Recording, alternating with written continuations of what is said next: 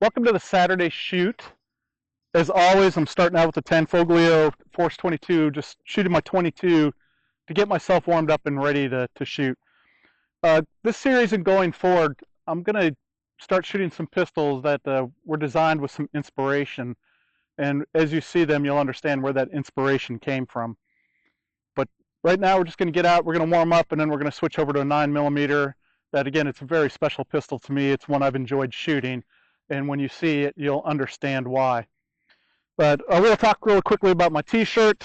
Again, if you're not a Dukes of Hazzards fan, you need to go look it up.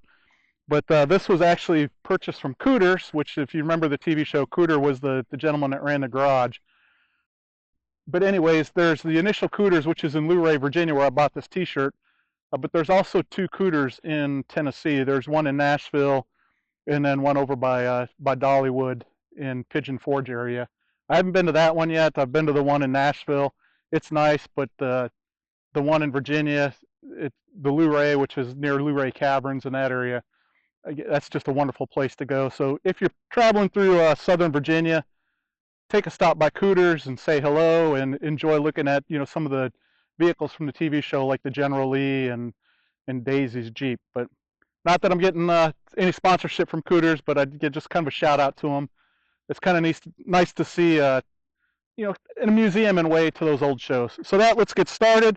We're going to start shooting with the 22. I've got my eye protection on. Let me get my ear protection in. Let's go ahead. Let's get this started.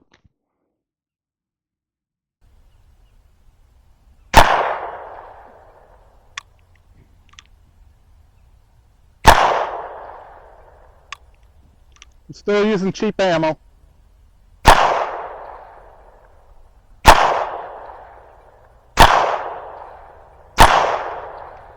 Right. Drop, check, clear that.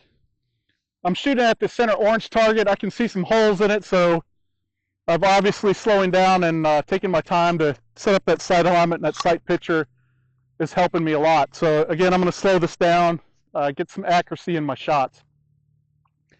You may ask, why haven't I gotten rid of the cheap ammo? Because cheap ammo means I'm cheap. So I want to finish shooting through that box of ammo, and then I'm going to switch over to a little bit higher quality ammo. Nothing against Winchester. It's a good ammo. It's just this pistol isn't particularly fond of it, and it has a lot of misfires. Like I said, I think during the first episode when I was talking about it, I'm going to try shooting that through rifles instead, and just to see if I get a little better, I should say a little less failure out of the ammo using a rifle. All right, let's do our next magazine. Same area, the center of the orange target there in the center of the silhouette.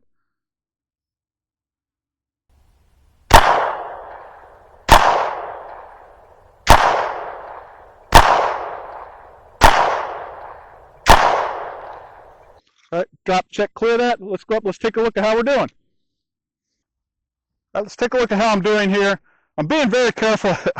If I move about 3 steps forward, I'm going to be in the middle of a fire ant mound. I did put some fire ant killer on it. You're supposed to activate it with water. I haven't done that yet. I just threw the fire ant killer down, but I'm very careful because last time I was doing my Saturday shoot, I got a couple of fire ants on me, and I still got the wounds from those fire ants. It stopped itching finally, but it'll probably take another week or so for that to heal. So let me get my little trusty Sharpie out here.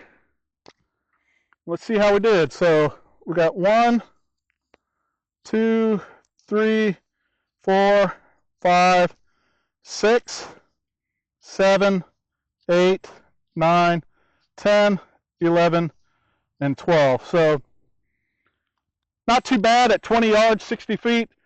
Half my rounds were inside the orange circle, and then the other half were fairly close by. Other than this one kind of round down here, I can take 11 of the 12 shots and cover them with the palm of my hand. So again, I'm not complaining. I'm going to do one more series of warm-ups, and then I'm going to pause the video and I'll continue to warm up. I typically like to shoot somewhere between 100 to 200 rounds of 22 before I switch over to 9mm. Again, it's just a cost effectiveness. Doing the sight alignment and the sight picture is the same shooting a 22 as this 9mm or 45. Just a lot cheaper and a lot less recoil on it. But this is a very special pistol to me. This is one I really enjoy shooting. It is a Stealth Arms Platypus pistol. With no further introduction, this is the Stealth Arms Platypus.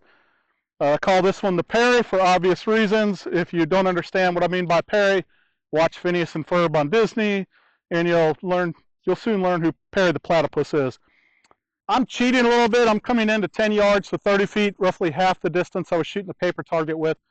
The reason for that is I'm going to be shooting a speed rack, and I said I've got 4 8-inch targets and 3 5-inch targets, and I've got 10 rounds. So my goal is to get 7 for 7, but if not, I got 3 extra shots to hit those targets. So let's see how we do. Putting my money where my mouth is. Actually come in right here. All right, let's go.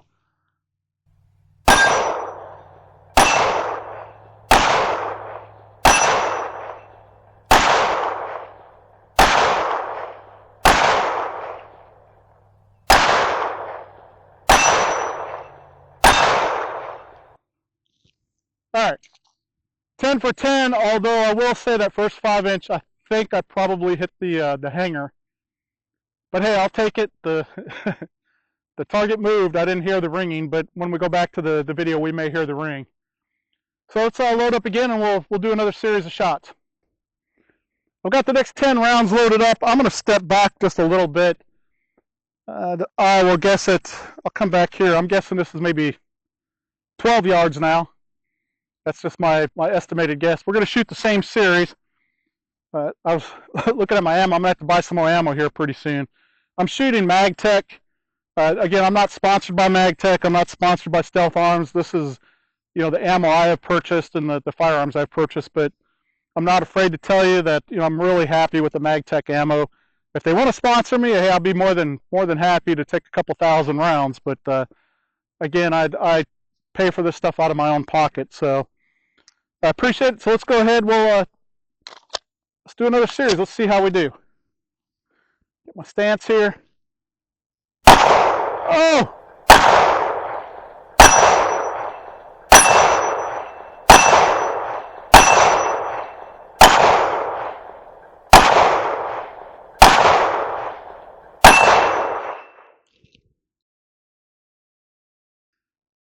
I don't know what happened with the first 2. It's me. It's not the pistol, obviously, because the next 8 rounds hit their target. So my sight picture probably wasn't fully aligned, and that second shot I'll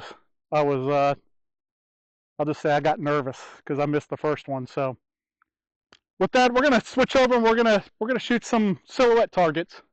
Actually, no, we'll do the silhouette targets. I was thinking of doing the dueling tree, but it's really a lot more fun if you have somebody out here shooting with you. So we're going to have a little bit of fun. I'm going to shoot the silhouette target, but we're going to do some of the walking shoots and some of those type of things. All right, for this series, I'm going to do some walking shoots. Again, it's just something I need to practice. Normally, I'll do this with 22, but I want to practice a little bit with my 9mm here. So I'll probably be a little slow to start out with. I'm coming back probably starting at 15 yards and then going to work my way in. So load the 10-round mag. Let's go.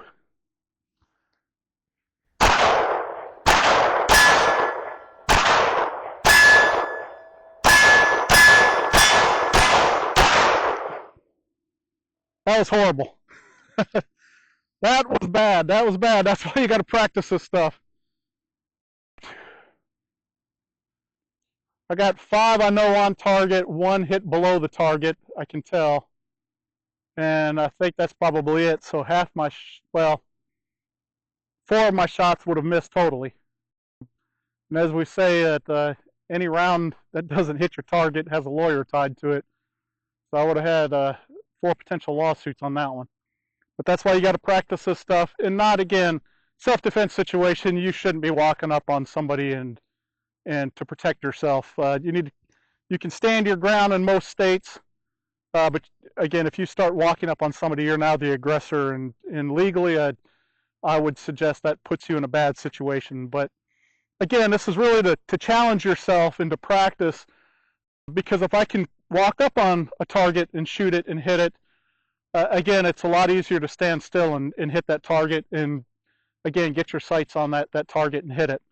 So that's why I say when you get to the range, you really need to get out and challenge yourself, because this may not be stuff you'd use in a self-defense situation, or if you're a competition shooter, it may be stuff that you don't do in competition. But hey, if this is the standard, you need to train at a standard that's a lot higher.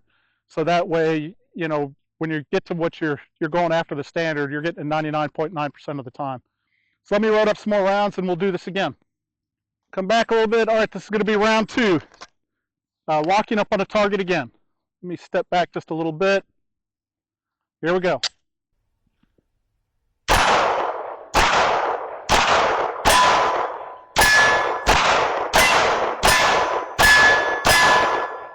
Wow.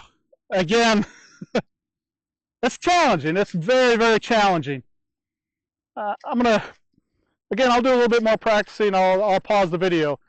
But that's what I'm talking about, getting out and challenging yourself. Maybe in a few weeks we'll shoot another video like this, and I'll be hitting them 10 for 10 with the 9mm. I've decided I've changed my mind. I'm going to do a bit different drill this time. I'm going to do a 3-shot drill, or failure to stop drill. What this is 2 shots to center mass and then 1 to the head. I've got 6 rounds loaded up, so I'm going to do it twice. The purpose is you should get 2 relatively quick shots off to the center mass, and then you take your time and you would aim for the head. This is a bit challenging on this because I'm shooting a steel silhouette target, and the little block for the head is probably, if I'm lucky, that might be a 4-inch square up there. And I'm at probably 12 or 14 yards right now, so it's going to be a challenge, but let's see how we do. So again, failure to stop drill.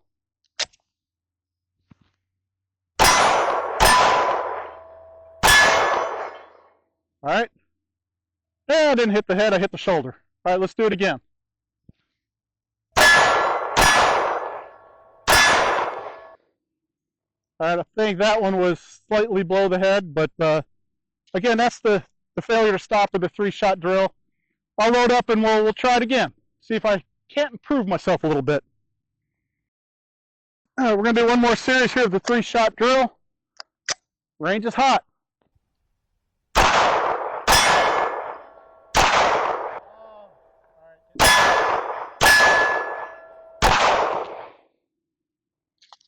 Stop.